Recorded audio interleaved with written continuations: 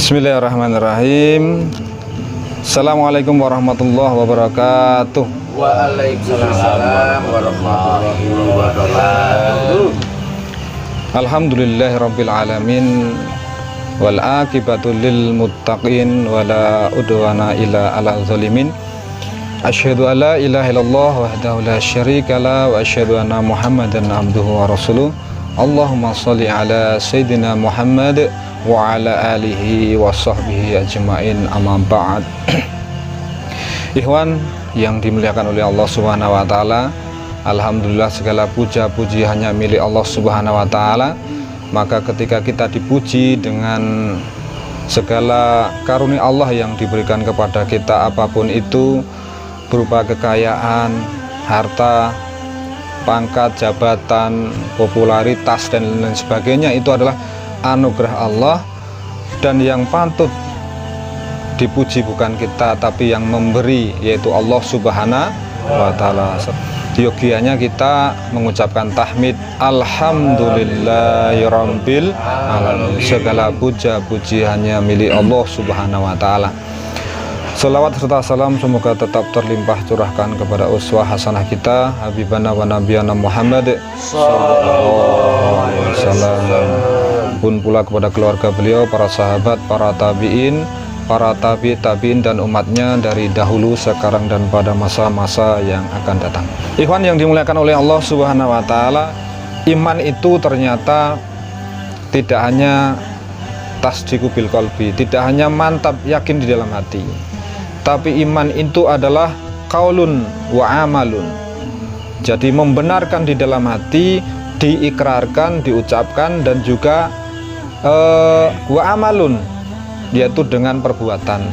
Jadi bukti kita iman kepada Allah, kepada kitab-kitabnya, kepada rasul-rasulnya, kepada malaikat-malaikatnya, kepada yaumil akhir adalah, buktinya adalah kita ikrarkan dengan apa?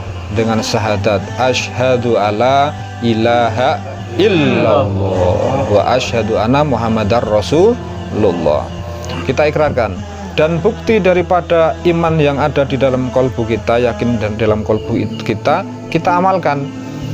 Jadi orang-orang yang beriman itu pasti akhlaknya yang akan baik. Buah dari apa? Dari keyakinan kepada Allah Subhanahu wa taala. Bukti beriman kepada datangnya hari akhir, karena kita akan dihisab oleh Allah Subhanahu wa taala. Ikhwan yang dimuliakan oleh Allah Subhanahu wa taala, problemnya, masalahnya adalah iman ini adalah yazid wa yanqus. Iman kita manusia itu kadang naik, kadang turun. Kalau imannya malaikat stagnan, jadi stagnan, cuma ajek saja. Dari dulu, sejak zaman malaikat diciptakan sampai nanti kiamat, bahkan nanti setelah kiamat, iman malaikat tetap saja.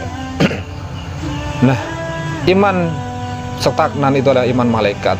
Sedangkan iman yang semakin tinggi, semakin meningkat terus, itu adalah imannya para nabi, para rasul Allah Subhanahu wa taala. Sedangkan iman yang turun terus adalah imannya iblis dan juga setan. Itu imannya turun terus. Tadinya setan ini kan, iblis ini kan rajanya malaikat, imannya bahkan paling tinggi itu daripada malah rajanya malaikat, tapi dia turun terus. Itu imannya iblis laknatullah alaih. Dan imannya manusia, iman kita itu yazid wa yanqus. Iman kadang naik, kadang turun, kadang naik, kadang turun. Itu imannya kita manusia menurut para ulama, khususnya ulama tarekat sufi, bahwa iman kita kadang naik, kadang turun. Maka ikhwan yang dimuliakan oleh Allah Subhanahu wa taala, standar imannya naik. Ketika iman kita naik, kita akan terpanggil kepada panggilan Allah Subhanahu wa taala. Maka bukti iman itu adalah ketika Allah panggil adalah sami'na wa ata'na. Ya Allah kami taat, kami dengar, ya Allah kami taat. Ya Allah kami dengar, kami lakukan. Jadi itu standarnya. Lalu di ayat surat Al-Anfal ayat 2, Allah Subhanahu wa taala mengingatkan, sesungguhnya orang-orang yang beriman itu adalah alladzina idza dzukirallahu wajilat qulubuhum. Apabila disebut Allah, maka wajilat qulubuhum, bergetar, ada getar hatinya, bergetar kalbunya, ada getar rindu, ada getar cinta, ada getar mahabbah, ada getar ketaatan kepada Allah Subhanahu wa ta'ala. Kalau kita misalnya ada azan, ada panggilan Allah, kita berzikir kok tetap saja berarti iman kita turun. Jadi kita zikir la ilaha illallah, la ilallah, pulang ternyata kok melempem, berarti iman kita masih turun itu. Iman turun itu. Iya, yazid wayang kus. Nah, di dalam sebuah hadis ini, di dalam buku saya kutip terjemahannya, Rasulullah SAW bersabda, tidak ada di antara kolbu itu, hati-hati nurani itu adalah satu kolbu pun kecuali yang memiliki awan seperti awannya rembulan. Jadi ternyata di dalam kolbu kita itu ada awan tanpa kecuali, ada awan. Ini ibarat ya, ia adalah memiliki awan seperti awan rembulan. Tatkala rembulan sedang bercahaya, lalu awan itu menutupinya, maka rembulan itu pun menjadi kelam. Tatkala awan itu menyingkir darinya, rembulan itu pun bercahaya kembali. Jadi ternyata ada ibarat oleh Nabi yang sangat indah. Jadi setiap kolbu itu ada awan, walaupun itu bercahaya maka akan gelap, tapi ketika awan itu menyingkir, maka hati itu akan bercahaya. Nah, kolbu yaitu dalam kitab ini disarah adalah kadang-kadang ada awan yang menutupi cahaya rembulan, namun tidak seberapa kemudian awan itu menyingkir sehingga cahaya rembulan kembali bersinar kembali di langit. Begitu pula kolbu seorang mukmin yang kadang-kadang ditutupi awan yang kelam berupa kedurhakaan, kemaksiatan, keberpalingan, keingkaran. Nah, awan-awan itu begitu, kemaksiatan, kezaliman, itu awan itu. Sehingga sinarnya terhalang dan seseorang pun berada di dalam kegelapan dan ketakutan. Nah, orang-orang yang jauh dari Allah, dia akan resah, akan gelisah. Alladzina amanu wa tatmainul qulub bi zikrillah. Ala bi zikrillahi tatmainul qulub. Hanya dengan zikir kita akan tenang, kita akan damai, akan tentram.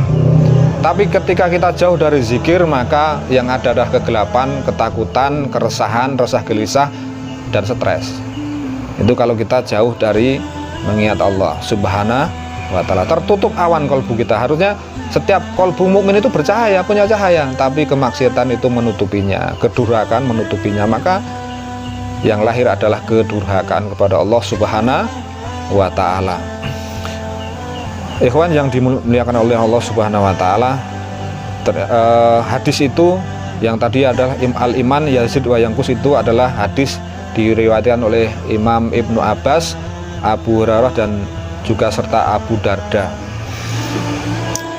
Dan bagaimana caranya agar iman itu kuat, iman itu bertambah kuat, kokoh ya. Jadi setiap mukmin itu punya cahaya, mata holang itu cahaya di dalam hatinya.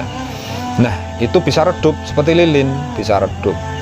Nah, bagaimana cahaya itu bisa memancar keluar, tidak tertutupi awan? Maka sabda Nabi dari Imam Ahmad, atau Broni, sahabat Abu Hurairah, bahwa Rasulullah SAW bersabda, qala Nabi SAW jadidu imanakum. Qala kaifanu jadidu imanana ya Rasulullah? Qala Rasulullah bikasrotin qauli la ilaha illallah. Pada riwayat lain adalah aksiru min qauli la ilaha illallah. Rasulullah bersabda lewat Abu Hurairah radhiyallahu anhu, perbaharui, perkokoh imanmu, kata Rasul. Kaifanu jadidu imanana ya Rasulullah, bagaimana kami memperbaiki, memperkokoh, memperkuat iman itu ya Rasul? Bagaimana iman yang redup itu bercahaya kembali ya Rasul? Nah, caranya adalah aksiru min qauli la ilaha illallah, yaitu dengan memperbanyak menyebut zikir la ilaha illallah, maka iman akan otomatis bertambah. Ini adalah janji Rasulullah, sabda Rasulullah SAW. Maka Ikhwan yang dimuliakan oleh Allah Subhanahu wa taala, sebagai penutup kajian khotaman pada malam hari ini adalah saya bacakan sebuah hadis diriwayatkan oleh Imam At-Tabrani dari Ibu Abu Hurairah, sahabat Abu Hurairah, yang dikutip oleh guru kita Syekh Ahmad Sohibul Wafa Tajul Arifin di dalam kitab Miftahus Sudur, kunci pembuat dada. Qala Nabi sallallahu alaihi wasallam, berkata bersabda Nabi Muhammad sallallahu alaihi wasallam, zikrullahi alamul iman. Zikir itu adalah ciri atau tandanya orang yang beriman. Jadi orang yang beriman itu dia senang zikir kepada Allah. Alamul iman, ciri iman.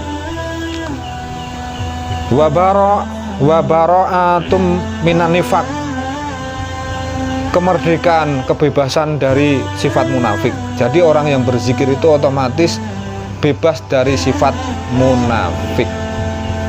Itu alhamdulillah. Lalu selanjutnya adalah wahisnu minas syaiton. Zikir itu adalah wahisnu minas syaiton, benteng dari serangan setan. Wahisnu minas syaiton. Dan yang terakhir adalah wahirzum minan niron. Zikir itu adalah perisai dari keganasan panasnya api neraka. Maka banyak hadis yang meriwayatkan orang yang berzikir itu adalah akan selamat di kuburnya. Bahkan di dalam hadis ini dia akan selamat dari siksa api neraka. Jadi dengan kita berzikir kepada Allah, otomatis iman itu akan meningkat. Karena iman meningkat, maka otomatis tingkatannya adalah mulai dari ilmu yakin, yakin dengan ilmu. Yang kedua adalah kemudian ainul yakin, menatap dengan keyakinan, dan hakul yakin, sehingga benar yakinnya kepada Allah Subhanahu wa taala tanpa ada keraguan lagi. Itulah iman yang 100% iman. Dan iman itu harus 100% kalau ingin selamat. Maka dia tingkatannya dari ilmu yakin, ainul yakin, sampai tingkat hakul yakin, benar yakinnya 100% iman kepada Allah, tidak ragu-ragu. Apa yang baca Ar-Rahman, apa yang difirmankan Allah, kita yakin pasti ini hak, ini dari Allah, pasti kebenarannya. Demikian ikhwan yang dimuliakan oleh Allah Subhanahu wa taala. Maka jangan bosan untuk selalu menghadiri majelis-majelis zikir, majelis-majelis sholawat, supaya iman kita semakin bertambah dan bertambah. Allahumma amin ya rabbal alamin. Demikian yang dapat saya sampaikan, mudah-mudahan bisa diambil manfaatnya. Akhiru kalam, wassalamualaikum warahmatullahi wabarakatuh. Waalaikumsalam warahmatullahi wabarakatuh. Kita tutup dengan sholawat Bani Hasyim 3 kali.